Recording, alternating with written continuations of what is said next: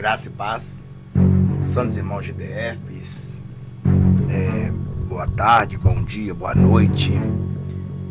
Seja lá a qualquer momento que você vai assistir esta live aqui, né, este vídeo. Bom, antemão eu quero aqui dizer que não existe nenhuma perseguição contra quem seja que seja. A minha missão aqui é mostrar aquilo que o povo muitas das vezes estão enganando. E como na verdade eu não sou nenhum político, e volto a dizer, não sou direita, não sou esquerda e não sou tal de centrão que eles chamam agora de terceira. Mas a minha missão aqui é mostrar que o espírito maligno que atua no mundo, no país e no mundo, a função dele é matar, roubar e destruir e enganar. Mas diante disso tudo, eu quero só ler uma matéria. Esse vídeo é pequeno, não é grande, e eu volto a dizer, né? Eu também não acredito de forma nenhuma que uma pessoa que foi transpassada com uma espada de praticamente 1 metro, porque na época a faca que foi apresentada à imprensa parecia mais um facão ou uma espada do Golias, sei lá, e o camarada e o homem sobreviver, né? Então, nada fica oculto que não venha a ser revelado. Eu achei essa matéria e achei bem por bem chegar e fazer um vídeo para você tirar suas conclusões. Desde já eu quero dizer, é inaceitável você aqui xingar a pessoa do presidente ou de quem seja, tá? Aqui eu não apoio Lula, não apoio Bolsonaro, não apoio Daciolo, não apoio ninguém. Meu alvo é Cristo, mas como cidadão e como também desmascarador de pessoas que usam a palavra de Deus para enganar a população, para enganar as vidas, a minha missão aqui é de fato aqui contestar e mostrar dentro da Bíblia. Como nós sabemos, né, a Bíblia diz que todo reino dividido contra si mesmo será destruído. Toda casa dividida contra si mesmo se destrói. Toda nação que está dividida entre si mesmo, ela vai à ruína. Então tá aí o Mateus 12, 25, para você ver. E não quero ser aqui cansativo, mas é matéria, tá? Eu vou ler primeiro a matéria aqui, ó. Vou ler a matéria do Jornal de Todos os Brasis, né? Então tá aqui, o Jornal de Todos os Brasis, jornal ggn.com.br. Vamos ler aqui. Essa matéria aqui é 1º de janeiro de 2020, né? Volto a dizer, é inaceitável aqui, é excluído e denunciado aquele que vem aqui denegrir a pessoa, não o engano, não a atitude, a pessoa, seja lá de quem seja, qualquer tipo de político, de pessoa. Volto a dizer, meu alvo é Cristo e o arrebatamento.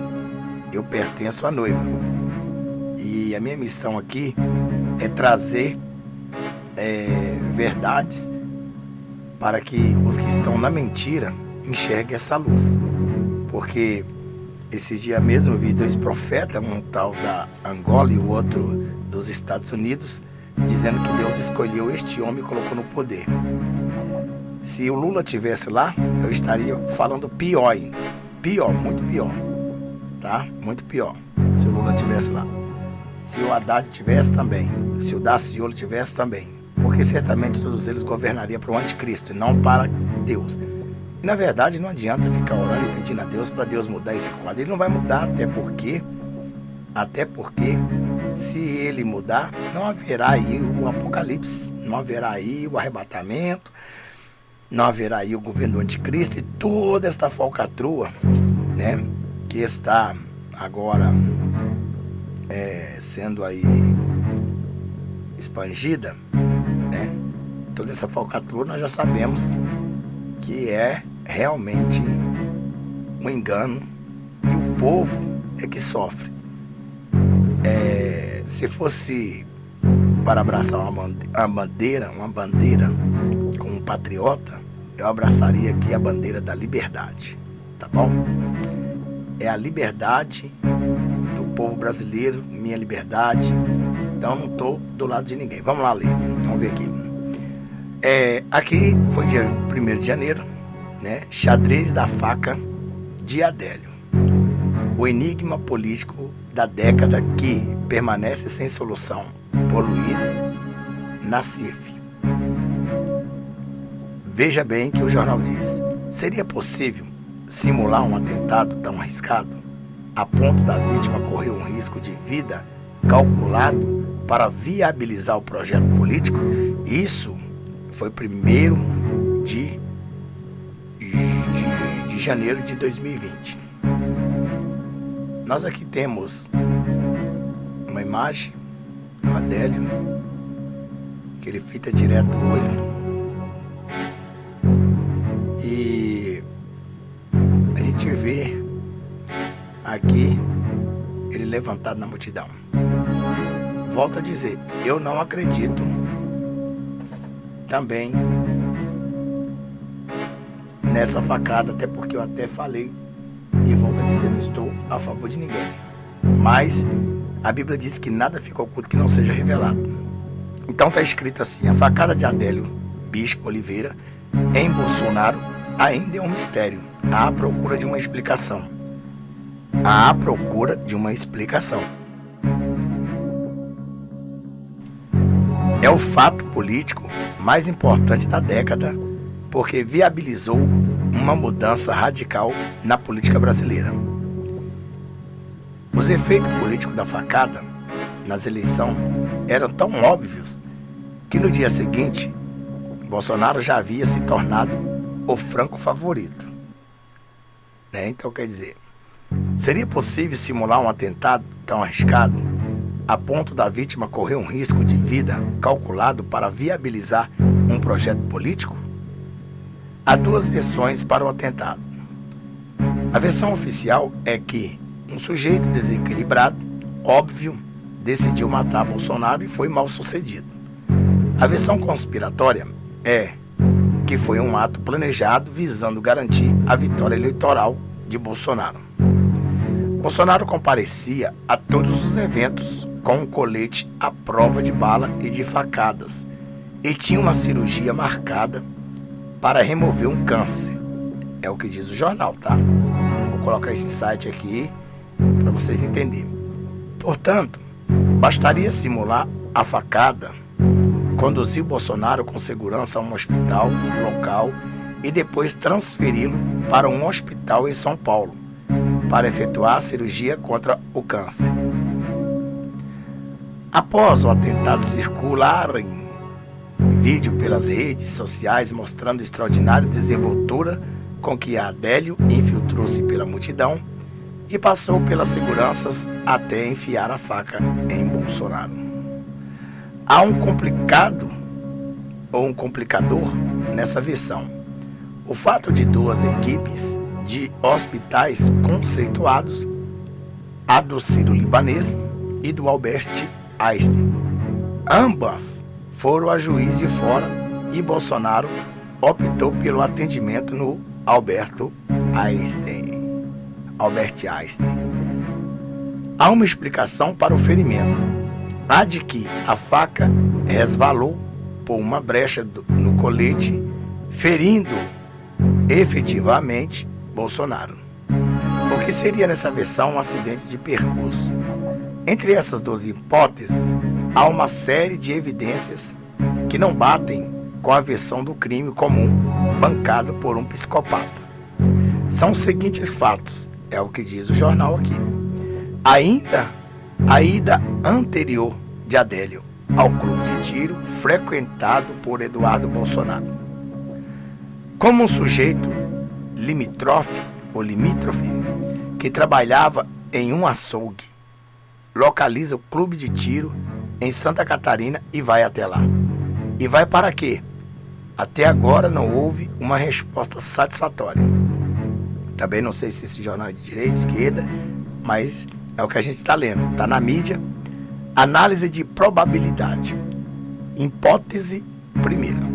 Foi até lá combinar os detalhes do atentado. 70% de probabilidade. Hipótese 2.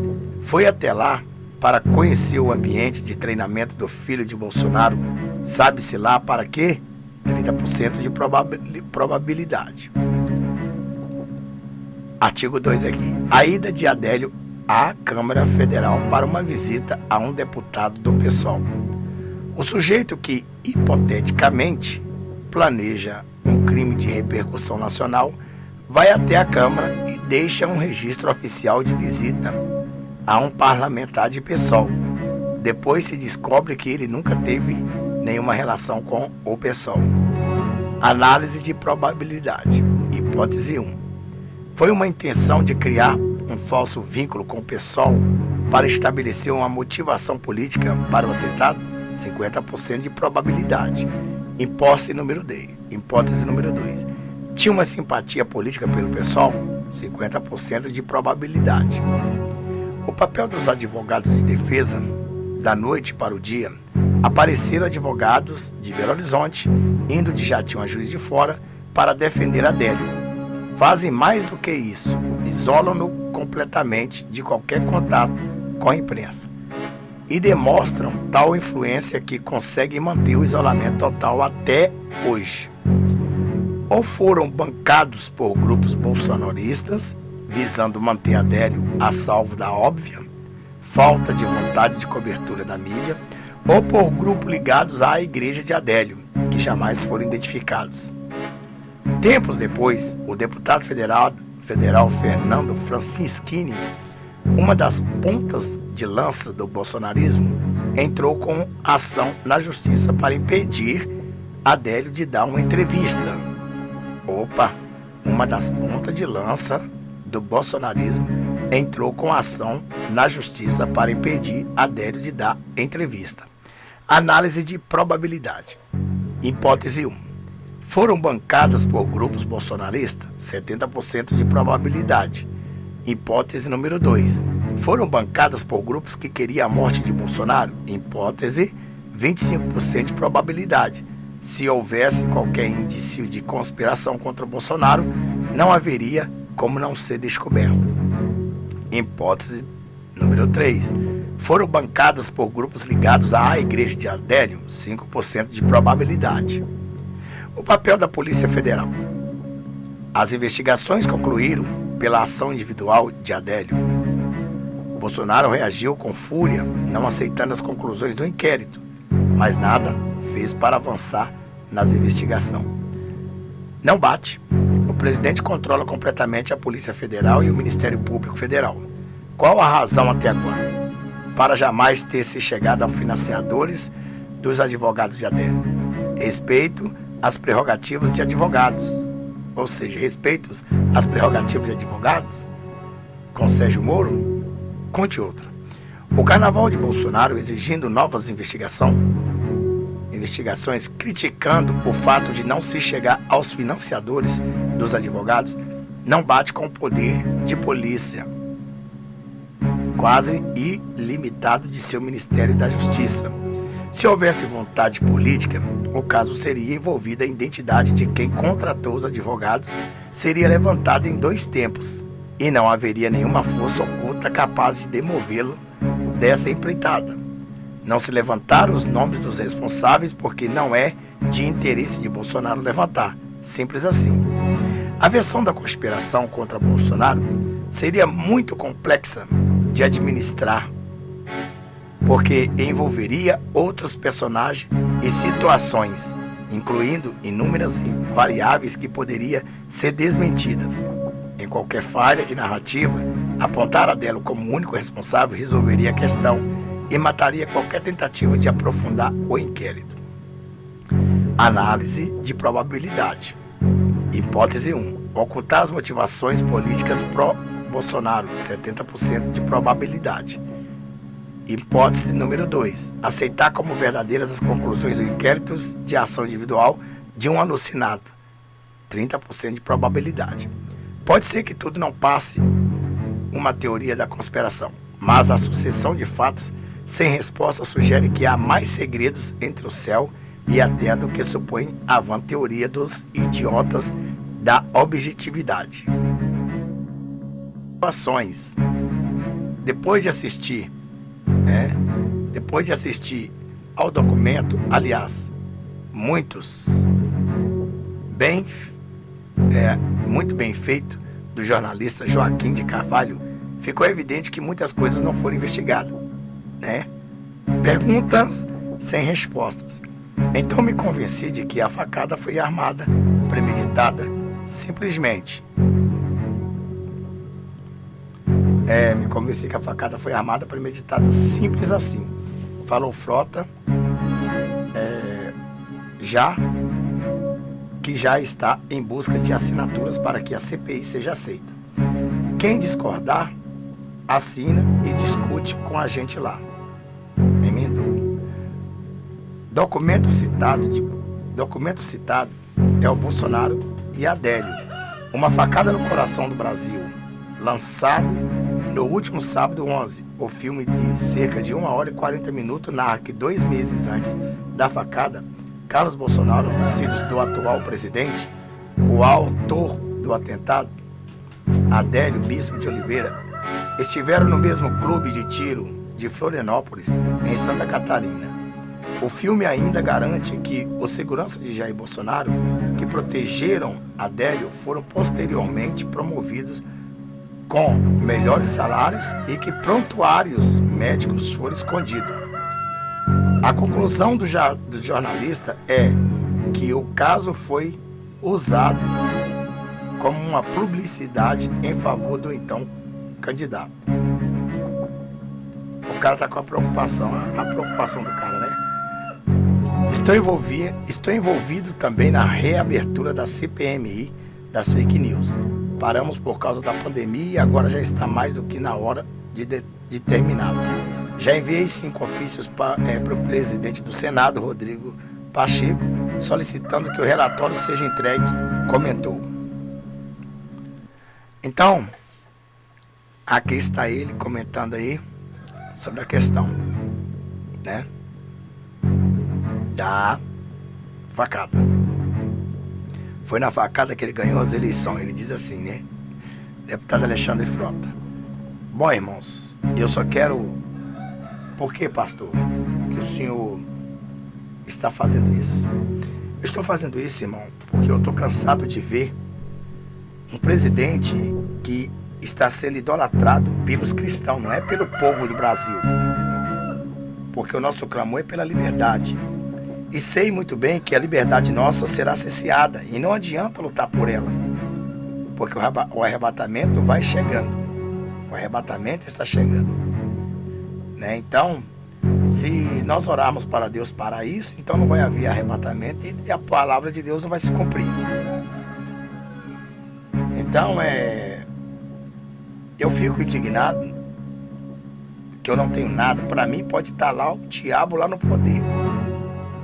Mas a minha missão aqui é mostrar que o cristão não deve se curvar ao diabo. Pode estar lá ele assim, com a própria fisionomia, Esquece os galos aí, dando glória a Deus. Então, o que acontece? Então, neste caso, eu, como pastor, o meu dever é recolher o nosso povo, o povo de Deus, a nossa família, a noiva, para que não ande atrás de mentiras, porque todos os capítulos e versículos que este homem cita, eles são subliminares, ele distorce a palavra. E todas essas ações de oprimir a população, é igual nós vimos aí um vídeo que enquanto ele estava lá se gloriando, recebendo a glória do povo no dia, quase no dia 7 de setembro ou no dia 7 de setembro, O próprio deputado disse que estava ali denunciando as empresas de energias que estavam soltando as águas, comporta das águas para esvaziar e para cobrar a taxa mais cara do povo, de nós, porque eu sou um cidadão brasileiro e fico indignado quando chega uma conta absurda que a gente não gasta. Esse mês, por exemplo. Então, a chamada é o diabo vermelho, porque na história Satanás veste de vermelho, o diabo veste de vermelho, então é a bandeira vermelha.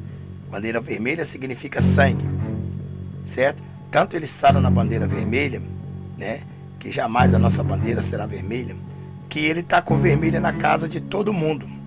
Todo mundo recebe a sua conta com a bandeira vermelha.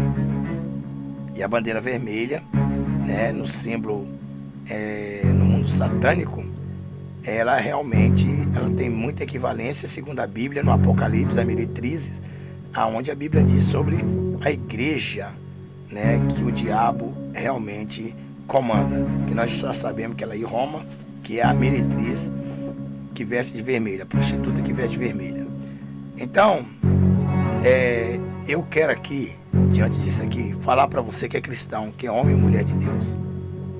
Se vocês não pararem de adorar o homem, seja lá quem tiver no poder, se vocês não pararem de se curvar diante do homem, vocês vão colher mais do que vocês vão colher, já vai colher. Esta é a palavra de um pastor que fala para você.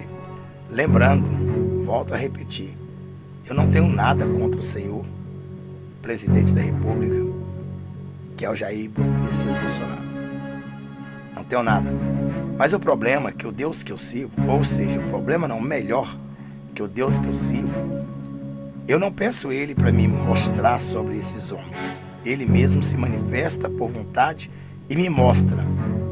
E ele diz, agora você vai avisar aqueles que são meus, vai caminhar com a serpente até a metade, ou um pouco mais da metade do caminho. Quando eles perceberem que ao longe tem um abismo, eles voltam. Então isso aí, irmãos, é o que eu queria dizer para vocês. Nada fica oculto que não seja revelado. E vou dizer uma coisa, e essa CPI, ela vai mesmo abrir. Me lembro que houve um áudio, realmente, dizendo que ele tinha uma cirurgia marcada naquele dia, naquela hora. Realmente, rapaz, é de admirar. E eu fico olhando pastores falando que Deus colocou lá. Se o Deus dele, que eles falam que o Deus colocou lá, é o Deus da mentira. O Deus da mentira não tem poder para colocar lá. Mas Deus verdadeiro permitiu que o Deus da mentira colocasse aqueles que o servem ele lá, que ele chama de cavalo.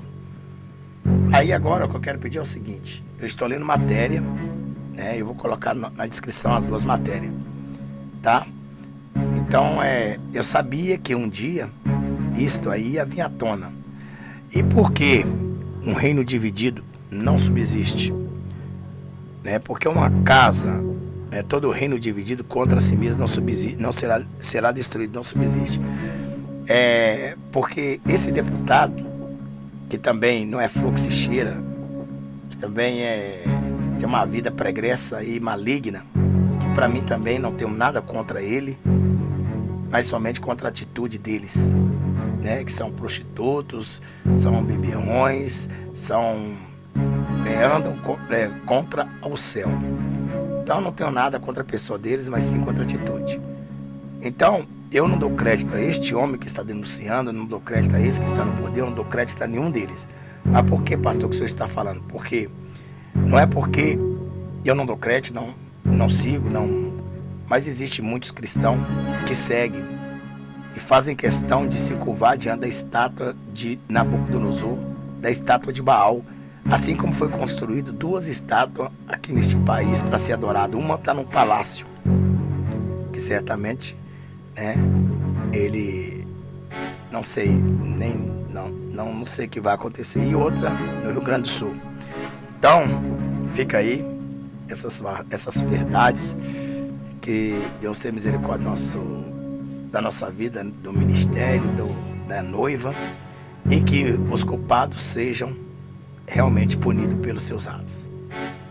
Então, a traição que ele causou contra a nação, contra aqueles, eu acreditava um pouco assim, que Deus usaria ele como rei Ciro, mas talvez, e como Deus não entra no livre-arbítrio, ele desistiu, né?